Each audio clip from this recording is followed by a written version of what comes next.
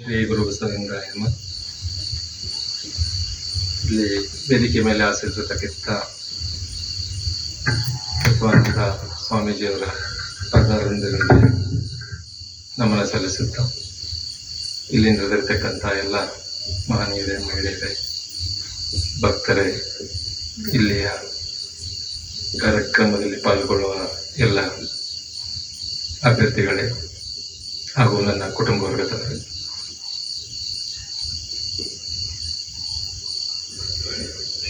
ಸ್ವಾಮೀಜಿಯವರ ಬಗ್ಗೆ ನನಗೆ ಈಗ 10 ವರ್ಷಗಳ ಹಿಂದೆ ಅವರ ಬಗ್ಗೆ ಒಂದು ತಿಳುವಳಿಕೆ ಬಂತು.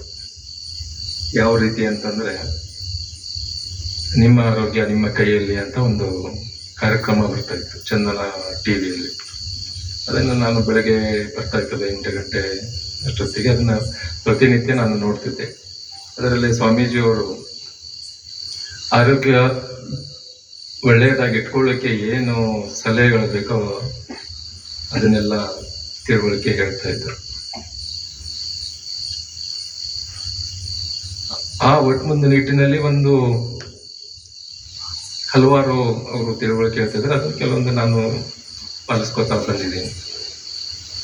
ಒಂದು ಅವ್ರು ಏನು ಹೇಳಿದ್ರು ಆ ಕಾರ್ಯಕ್ರಮದಲ್ಲಿ ಅಂತಂದ್ರೆ, ನಾವು ಹಣ್ಣನ್ನು ತಿಂತೀವಿ, ನಾವು ಊಟ ಆದ್ಮೇಲೆ ಹಣ್ಣು ತಿಂತೀವಿ, ಊಟ ಆದ್ಮೇಲೆ ಹಣ್ಣು ತಿನ್ಬಾರ್ದು, ಊಟಕ್ಕಿಂತ ಮುಂಚೆ ಸ್ವಲ್ಪ ಹೊತ್ತಿಗೆ ಮುಂಚೆ ಹಣ್ಣು ತಿನ್ಬೇಕು ಅಂತ ಇಂಥವು ಕೆಲವೊಂದೆಲ್ಲ ಸಲಹೆ ಸೂಚನೆಗಳನ್ನ ಕಾರ್ಯಕ್ರಮದಲ್ಲಿ ಹೇಳ್ತಿದ್ರು. ಅದನ್ನ ನಾನು ಪಾಲಿಸ್ಕೊತಾ ಬಂದಿದ್ದೀನಿ.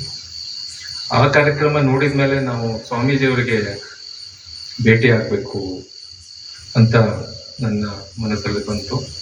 ಈಗ ಒಂದು 8 ವರ್ಷದ ಹಿಂದೆ ನಾನು ಯಾವುದೋ ಒಂದು ಬೇರೆ ಕೆಲಸದ ನಿಮಿತ್ತ ಧಾರವಾಡಕ್ಕೆ ಬಂದಿದ್ದೆ. ನಾನು ನಮ್ಮ ಊರು ಧಾರವಾಡ, ನಾನು ಧಾರವಾಡದಲ್ಲಿ ಹುಟ್ಟಿ ಬೆಳೆದು ನಂತರ ನ್ಯಾಯಾಧೀಶನಾಗಿ 2008ರಿಂದ ಧಾರವಾಡ ಬಿಟ್ಟು ಬೇರೆ ಬೇರೆ ಊರುಗಳಲ್ಲಿ ಕೆಲಸ ಮಾಡ್ಕೊಂಡು ಬಂದಿದ್ದೀನಿ. ಅವಾಗಿನ್ನು ನಾನು ಹೈಕೋರ್ಟ್ ನ್ಯಾಯಮೂರ್ತಿ ಆಗಿರಲಿಲ್ಲ. ಒಂದು 7-8 ವರ್ಷದ ಹಿಂದೆ ಈ ಸ್ವಾಮೀಜಿ ಭೇಟಿ ಆಗೋಕ್ಕೆ ನಾನು ಆಶ್ರಮಕ್ಕೆ ಬಂದಿದ್ದೆ. ಅವಾಗ ಹಂಗೆ ಸಹಜವಾಗಿ ಅವ್ರು ಬಿಟ್ಟು ಅವ್ರಿಗೆ ಭೇಟಿಯಾಗಿ ಅವರ ಜೊತೆ ಮಾತಾಡಿ ಹೋಗಿದ್ದೆ. ನಂತರ ಈಗ ಇತ್ತೀಚೆಗಷ್ಟೇ ಅವ್ರು ಹೇಳಿದ್ರು, ಆಕಾಶ್ ಮೊಳಕೀರೆ ಅಂತ ನಮ್ಮ ಅಣ್ಣನವರ ಮಗ ಮತ್ತು ಅವರ ಧರ್ಮಪತ್ನಿ ಡಾಕ್ಟರ್ ರುಚಿತಾ ಅಂತ ಇತ್ತೀಚೆಗೆ ಒಂದು 8 ದಿವಸದ ಹಿಂದೆ ಒಂದು ಸ್ವಾಮೀಜಿಯವರಲ್ಲಿ ಕಾರ್ಯಕ್ರಮ ಮಾಡಿದ್ರು. ಆ ಕಾರ್ಯಕ್ರಮದಲ್ಲಿ ಅವರ ದಂಪತಿಗಳಿಗೆ ಸನ್ಮಾನ ಮಾಡಿ ಅವರ ಮಾಡ್ತಕ್ಕಂಥ ಕಾರ್ಯಕ್ರಮಗಳು ಇನ್ನೂ ಹೆಚ್ಚಿನ ರೀತಿಯಲ್ಲಿ ಮುಂದುವರಿಯಲಿ ಅಂತ ಅವರಿಗೆಲ್ಲ ಆಶೀರ್ವದಿಸಿ ಕಳಿಸಿದ್ರು. ಆಕಾಶ್ ಮೊಳಕೇರವರು ಅವರು ಸಾವಯವ ಕೃಷಿ ಹಾಗೂ ಗೋಶಾಲ ಈ ರೀತಿ ಪುನರ್ವೈಭವಂ ಅಂತ ಒಂದು NGO ನಡೆಸ್ತಾರೆ. ಆ NGO ನಿಮಿತ್ತ ಹಲವಾರು ಕಾರ್ಯಕ್ರಮಗಳನ್ನ ಅವ್ರು ಹಮ್ಮಿಕೊತಾ ಇದ್ದಾರೆ. ಅದರಲ್ಲಿ ಇತ್ತೀಚೆಗೆ ಅಷ್ಟೇ ಈ ಬಸವ ಜಯಂತಿ ದಿವಸದಿಂದ ಇನ್ನೊಂದು ಕಾರ್ಯಕ್ರಮ ನಡೀತಾ ಇದೆ. ಅಲ್ಲಿ ಯಾರ ರೈತರು ಈ ಎತ್ತುಗಳನ್ನು ಉಪಯೋಗಿಸ್ಕೊಂಡು ಕೃಷಿ ಮಾಡ್ತಾರೆ, ಅವರಿಗೆ ಸನ್ಮಾನ ಮಾಡುವಂತಹ ಕಾರ್ಯಕ್ರಮ. ಅವರಿರೋ ಊರಿಗೆ ಹೋಗಿ ಹಳ್ಳಿಗೆ ಹೋಗಿ ಅವರಿಗೆ ಸನ್ಮಾನ ಮಾಡುವ ಕಾರ್ಯಕ್ರಮವನ್ನು ಮಾಡ್ತಾ ಇದ್ದಾರೆ. ರೈತರ ಪಾದ ಪೂಜೆ ಹಾಗೂ ಅವರ ನಂದಿಯನ್ನು ಉಪಯೋಗಿಸ್ಕೊಂಡು ಕೃಷಿ ಮಾಡ್ತಾರೆ, ಆ ನಂದಿಗಳಿಗೆ ಪೂಜೆ ಸಲ್ಲಿಸುವ ಕಾರ್ಯಕ್ರಮವನ್ನು ನಡೆಸ್ಕೊಂಡು ಬರ್ತಿದ್ದಾರೆ. ಈ ರೀತಿ ಹಲವಾರು ಕಾರ್ಯಕ್ರಮಗಳನ್ನು ಅವರು ನಡೆಸ್ತಾ ಇದ್ದಾರೆ. ಆ ನಿಟ್ಟಿನಲ್ಲಿ ಬಸವಾನಂದ ಸ್ವಾಮೀಜಿ ಅವರ ಊರ ಆಕಾಶ್ ಮೊಳಕೇರವರ ಊರು ಆದಂತಹ ಬಸವ ಕಲ್ಯಾಣ ತಾಲೂಕಿನ ಕಿಟ್ಟ ಗ್ರಾಮಕ್ಕೆ ಅವರು ಹೋಗಿದ್ರು. ಅಲ್ಲಿ ಹೋಗಿ ಅಲ್ಲಿ ವಸತಿ ಮಾಡಿ ಅಲ್ಲಿ ಆಗು ಹೋಗೋ ಬೆಳಗ್ಗೆ ಎಲ್ಲ ತಿಳ್ಕೊಂಡು ಬಂದು ಅವ್ರನ್ನ ನಂತರ ಇಲ್ಲಿ ಕರೆಸಿ ಸನ್ಮಾನ ಮಾಡಿದ್ರು. ಈಗ ನಿನ್ನೆ ಅಷ್ಟೇ ಅವರು ಆಕಾಶ್ ಮೊಳಕೇರವರ ತಾಯಿಯವರು ಅಂದರೆ ನನ್ನ ಧರ್ಮಪತ್ನಿಯ ಅಕ್ಕ, ಅವರು ನನ್ನ ಧರ್ಮಪತ್ನಿ ಅವರ ದೊಡ್ಡ ಅಕ್ಕ ಎಲ್ಲರೂ ಇಲ್ಲಿ ಧಾರವಾಡಕ್ಕೆ ಬಂದಿದ್ರು. ನನ್ನ ಕೆಲಸ ಈಗ 2 ತಿಂಗಳಿಂದ ಇಲ್ಲಿ ಧಾರವಾಡದಲ್ಲಿ ನಾನು ಕೆಲಸ ಕೈಗೋತಾ ಇದ್ದೀನಿ, ನಾನು ಸೇವೆ ಮಾಡ್ತಾ ಇದ್ದೀನಿ ಹೈಕೋರ್ಟಲ್ಲಿ. ಅವರು ಬಂದಾಗ ಅಂದರೆ ಸ್ವಾಮೀಜಿ ಅವ್ರನ್ನ ನಾವು ಕಾಣೋಣ, ಅವರ ಆರೋಗ್ಯ ಸಲಹೆಯನ್ನು ತಿಳ್ಕೊಳ್ಳೋಣ ಅಂತ ಒಂದು ನಿಟ್ಟಿನಲ್ಲಿ ಇವತ್ತು ಅನಿರೀಕ್ಷಿತವಾಗಿ ನಾನು ಈ ಕಾರ್ಯಕ್ರಮದಲ್ಲಿ ಪಾಲ್ಗೊಳ್ಳುವಂತಹ ಒಂದು ಪ್ರಸಂಗ ಬಂತು.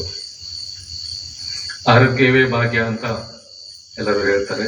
Prevention is better than cure ಅಂತ ಇಂಗ್ಲೀಷಲ್ಲಿ ಒಂದು ಹಾಡಿ ಮಾತು ಇದೆ.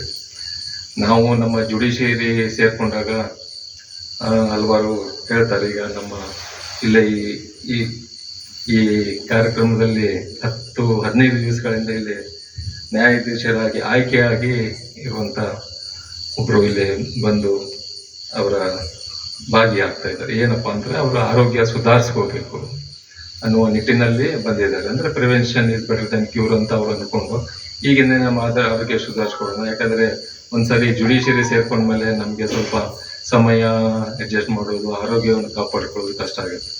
ಒಂದ್ಸರಿ ಜುಡಿಷಿಯರಿ ಸೇರಿದ ಮೇಲೆ ಜುಡಿಷಿಯರಿ ಗಿಫ್ಟ್ಸ್ ಅಂತ ಇದೆ.